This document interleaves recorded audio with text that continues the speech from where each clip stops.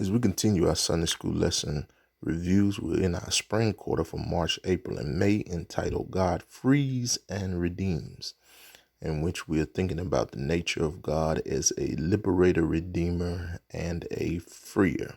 We're in unit number 1 for the month of March, entitled Liberating Power, in which we're looking at the children of Israel Passover liberation.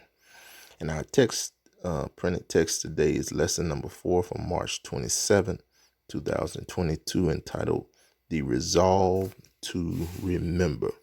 And our printed passage is Deuteronomy 8, 1 through 11. Let me say this: many times we find ourselves like Israel, in which Israel were coming into the promised land, and they will be able to enjoy the deliverance that God has given them in freedom, as well as the restoration to go back home and enjoy all of the land that he has given to them. As Israel is making their way out of Egypt, there's a reminder that's given to them in our text. And that reminder is not to forget, but to remember the Lord your God. And it was their call for them to remember what he did for them in freeing them and bringing them to this great, great land, this promised land of Canaan, this land that is flowing with milk and honey. Now, even as Israel is free from their Egyptian captors, as they come into the promised land, they definitely did not heed to the words of Moses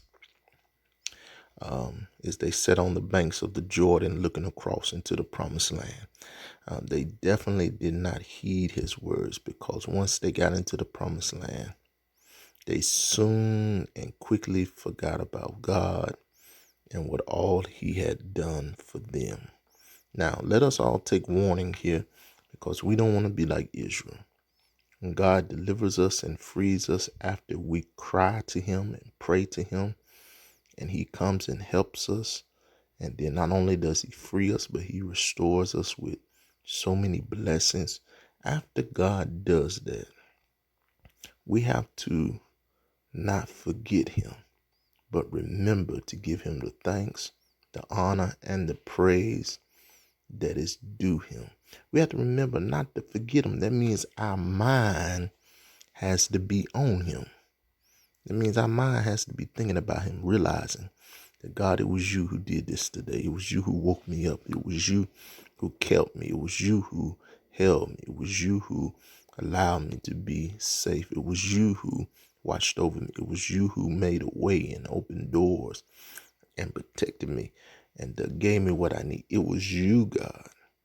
That's how we have to keep our mind on him, so that we do not forget the blessings of God, even as he allows us to walk into the many blessings that he has given to us.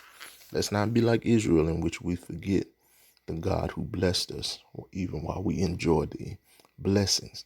Let's give God all of the praise and all of the glory that is due unto his name.